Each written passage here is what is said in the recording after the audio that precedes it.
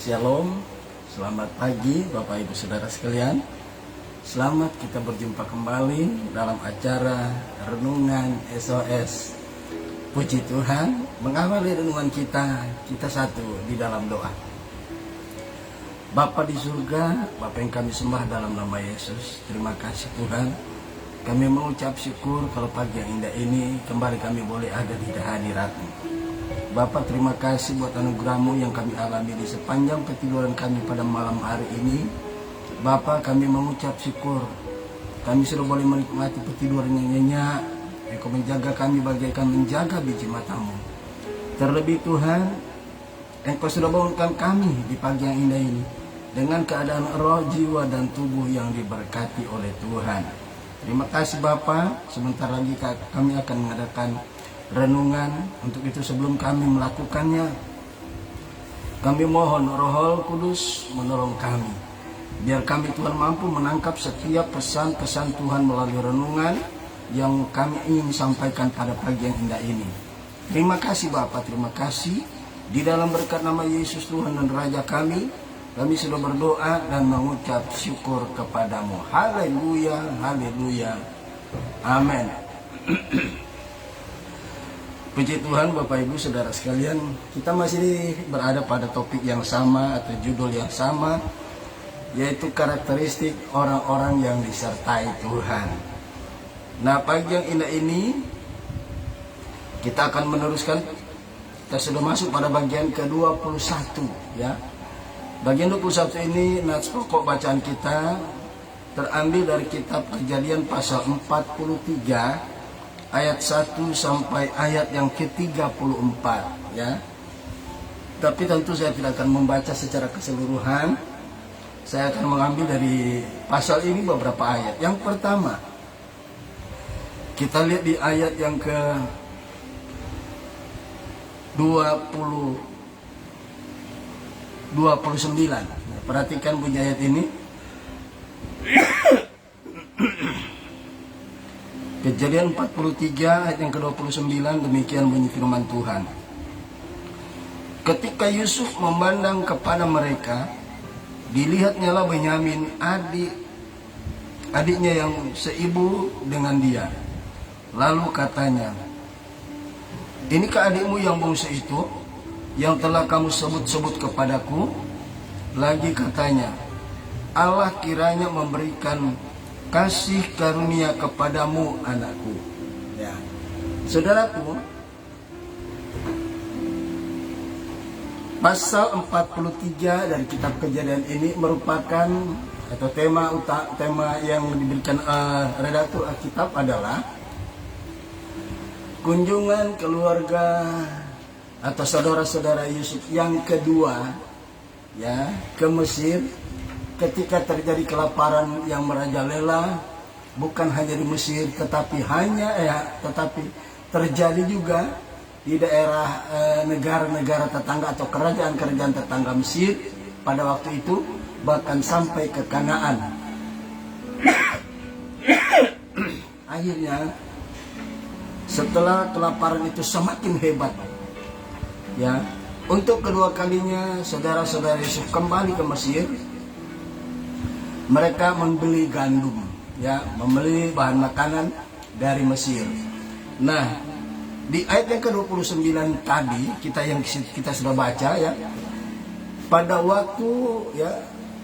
waktu saudara-saudara Yusuf kembali lagi ke Mesir, ya, mereka sebenarnya pagi hari sudah datang. Dari ayat 1 sampai ayat yang ke-28 diceritakan mereka tiba pada waktu pagi di sana ya. Nah, apa yang terjadi? Pada waktu itu mereka belum bisa ketemu dengan Yusuf, sebab Yusuf masih ada di istana raja ya, istana raja Firaun. Tapi yang menerima adalah pembantu-pembantu daripada Yusuf ya. Mereka disambut dengan begitu baik ya, karena mereka sudah dapat perintah informasi dari Yusuf. Nanti kalau saudara-saudaranya datang, tolong layani dulu mereka ya. Aku baru akan bisa datang pada siang hari. Dan betul ayat 29 tadi menjelaskan tentang apa? Tentang bagaimana Yusuf menyambut mereka ya. Ketika Yusuf melihat mereka, yang pertama dia tanya adalah ya, karena waktu itu Benyamin dibawa serta oleh mereka ya. Sebab pada waktu kunjungan pertama ke Mesir untuk membeli bahan makanan atau gandum, Benyamin belum dibawa. Ya, saya tidak akan menjelaskan terlalu panjang lebar. Tetapi pada kunjungan yang kedua, ya mereka kembali kedua ke Mesir dalam rangka untuk membeli gandum karena kelaparan terjadi sampai di tanah Kanaan. Dia langsung menyapa, dia bertanya, inikah dia, ya, adikmu yang bungsu yang kamu sebut-sebut kepadaku itu, ya. Ya, kemudian setelah itu dikatakan demikian, ya, saya baca lagi. Ketika Yusuf memandang kepada mereka, dilihatnya lah Benyamin, adiknya yang seibu dengan dia. Lalu katanya, inikah adikmu yang bungsu itu yang telah kamu sebut-sebut kepadaku? Nah, saudaraku, di sini penyambutan Yusuf yang pertama dan kedua berbeda, tetapi bukan kasihnya yang berbeda. Ya, cara penyambutannya berbeda. Dia sengaja melakukan itu supaya saudara-saudaranya tidak mengenali dia sama sekali. Dan betul, memang mereka tidak mengenali Yusuf sama sekali. Tapi Yusuf mengenali mereka. Tapi ada perbedaan pada waktu penyambutan Yusuf kali pertama mereka datang dan kali yang kedua. Kali yang pertama dia tidak lebih ramah dibanding yang pertama, ya. Ini merupakan satu strategi, satu hal yang dilakukan agar dia belum diketahui oleh saudara-saudaranya. Dan Yusuf belum memperkenalkan diri kepada saudaranya, kepada saudara-saudaranya. Tetapi ketika dilihatnya Benyamin, apa yang terjadi? Penyambutannya berbeda, saudara. Dia katakan demikian kepada Benyamin. Allah kiranya memberikan kasih karunia kepadamu, anakku. Dia bilang sama Benyamin, anakku. Dia mengucapkan berkat. Haleluya. Ya, saya baca lagi. Allah kiranya memberikan kasih karunia kepadamu, anakku. Ya, dia pakai tanda seru. Ya, kalau saya di mimbar khotbah ini di gereja, saudara, saya bisa teriak. Kenapa? Tanda seru. Itu berarti harus ada intonasinya itu berbeda dari kita ngomong biasa. Ya. Ucapan Yusuf, penyambutan Yusuf, dan apa yang diucapkan kepada Benyamin, dia katakan, Allah kiranya memberikan kasih karunia-Nya kepadamu, hai anakku. Betapa di sini menggambarkan, menunjukkan bukan menggambarkan. Mohon maaf saya minum sebentar, saudara.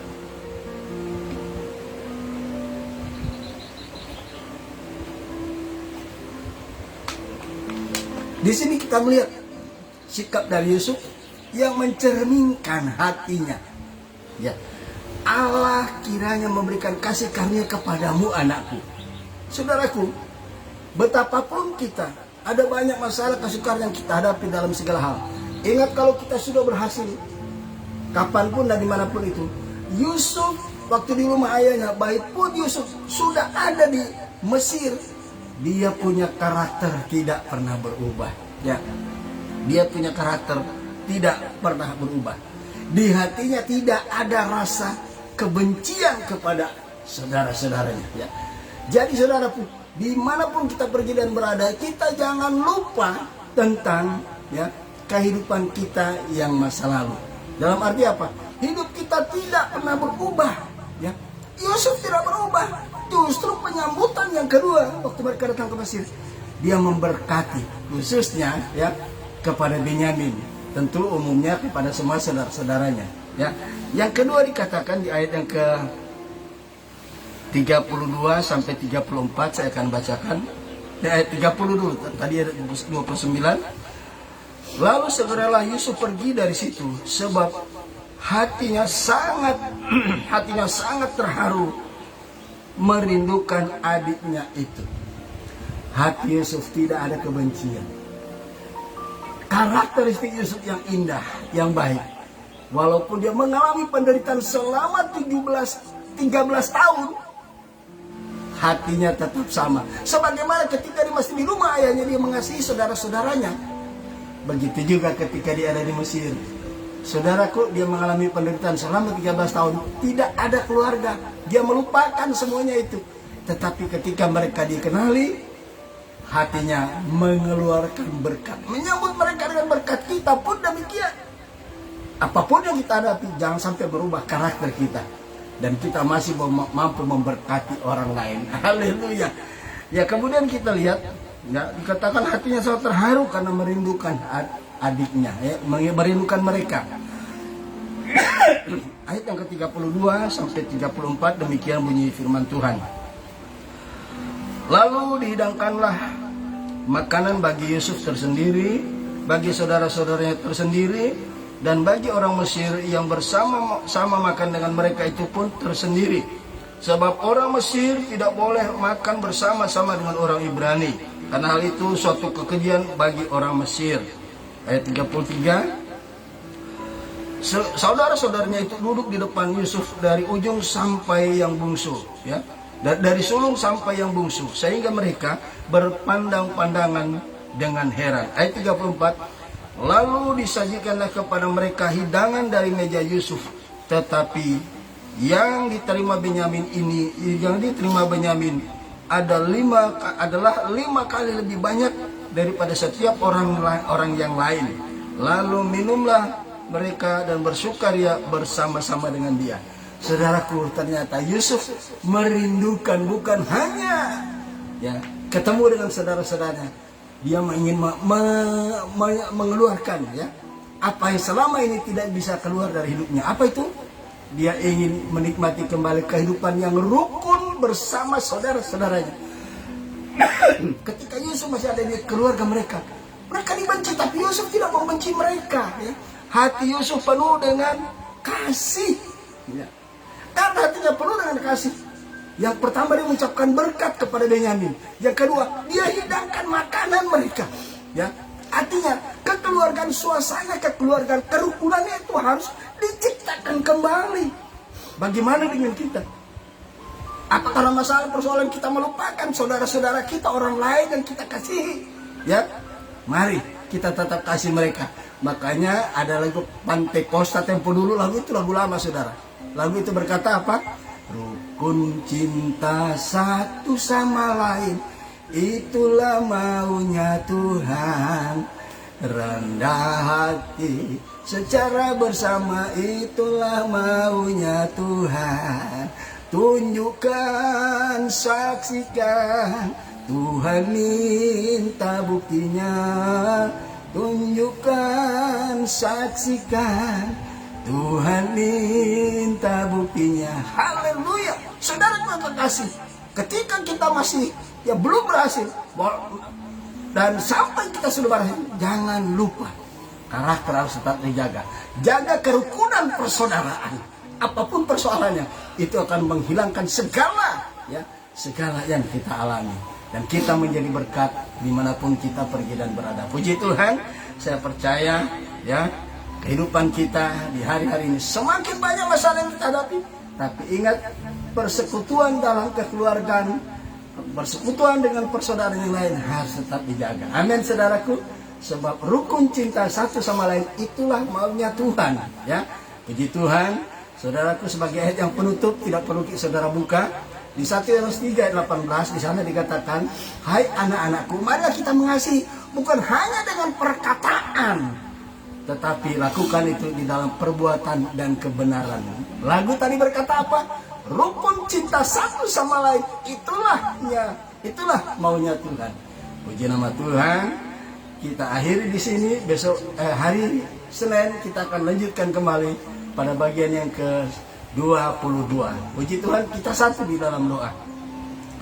Bapa di surga, Bapa yang kami sembah dalam nama Yesus, terima kasih Tuhan, Engkau sudah menolong kami dalam siaran ini, dan kami percaya Roh Kudus sudah memeteraikan kebenaran firman-Mu dalam hati kami, dan terlebih kami percaya Roh Kudus akan memampukan kami melakukan melangkah di sepanjang hari ini, di berbagai aktivitas kami yang berbeda-beda, dan kami percaya oleh pertolongan Roh Kudus kami akan mengalami kemenangan demi kemenangan. Dalam nama Yesus kami sudah berdoa dan mengucap syukur kepadamu. Haleluya, haleluya, amin. Puji Tuhan. Tuhan Yesus memberkati. Shalom.